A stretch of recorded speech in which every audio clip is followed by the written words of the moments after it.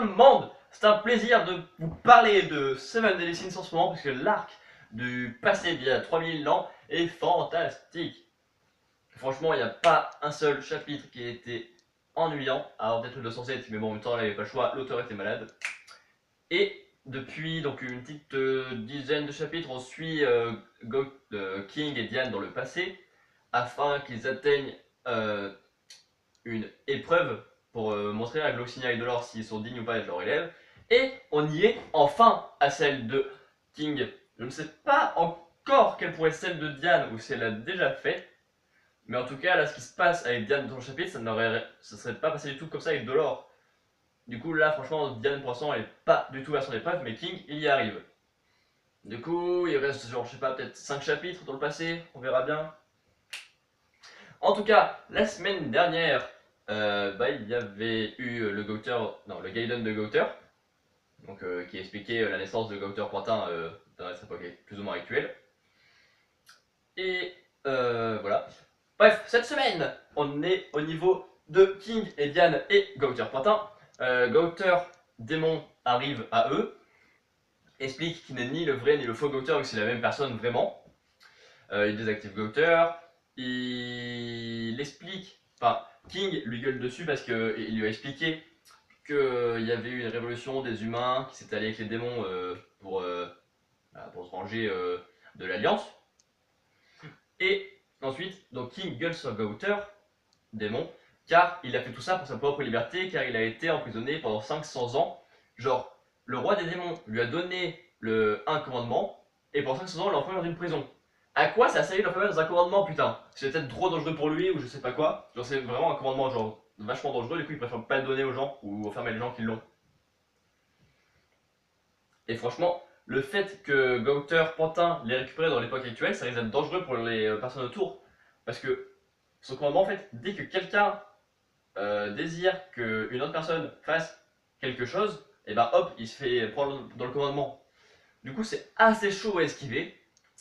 Et du coup, heureusement qu'il demande quelque chose à Diane. Du coup, King part tout seul aller arrêter Roux, car il veut protéger la forêt et tout, parce qu'il est gentil. Diane reste avec Gauter parce qu'il le trouve gentil, genre, je sais pas, il a pas l'air foncièrement méchant, étant donné qu'il veut arrêter le roi des démons. Genre, il dit qu'il n'a pas fait tout ça donc avec l'Alliance, avec les humains, et tuer plein de monde afin d'avoir sa propre liberté, mais d'arrêter la guerre sainte. Genre, si, mais attends, mais s'il arrête la guerre sainte, ça veut dire que ça va protéger les démons, parce que c'est surtout contre eux la guerre sainte. Du coup, je sais pas trop. Genre, il s'est fait emprisonné par le roi des démons, mais il veut quand même plus ou moins le protéger, ou je sais pas quoi. Ou alors c'est qu'il veut prendre sa vengeance personnelle contre lui, je sais pas trop. On verra bien quel est son véritable plan derrière Enfin, pourquoi est-ce qu'il veut la fin de la guerre sainte. En tout cas, il est content parce que Diane lui explique que ça a marché vu que la guerre s'est arrêtée il y a 3000 ans. Du coup, il dit que ça a marché. Il réactive Gauter, mais genre, à part avoir tout effacé chez lui et l'avoir créé une vraie personne, qui aura toujours l'intelligence de Gauter démon, mais qui n'aura plus aucun sentiment et qu'il faut qu'il s'adapte et tout. Et du coup, il demande à Diane de le ramener sur le bon chemin s'il fait des bêtises. Et justement, elle a déjà fait une fois, genre quand Gauter avait joué avec les souvenirs de Gila, elle lui avait pété la gueule et remis sur le droit chemin. Et peut-être que justement, comme après on a Gauter le vrai qui lui fait un cadeau comme ça, il fait fiou. Donc c'est sûrement ses souvenirs perdus qu'il lui a rendus, ou alors d'autres choses qu'il lui a appris. Peut-être que du coup maintenant Diane aura une sorte de carte maîtresse sur Gauter qui pourra lui montrer et il va falloir lui dire qu'elle est là pour l'aider. Et comme ça, Gauter Pointin d'autres périodes, il pourra. Du coup, il aura eu un power-up grâce à son commandement et pourra aider les Seven Deadly Sins face à leur prochain adversaire. Mais uniquement quand il sera aidé par Diane.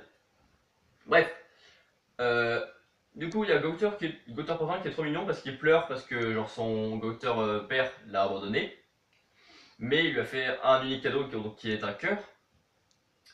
Et ensuite, du coup, on a un passage sur King qui s'enfuit, enfin qui va affronter Roux et qui se dit tiens, ça doit être ça mon épreuve parce que genre Gloxinia n'a pas dû protéger Garde et du coup moi je dois arriver à temps pour le protéger. Sauf qu'à la fin du chapitre, on voit Roux avec Garde ensanglanté avec un œil en moins et tout, donc qui est probablement morte. Et du coup, King va devoir faire face à son épreuve.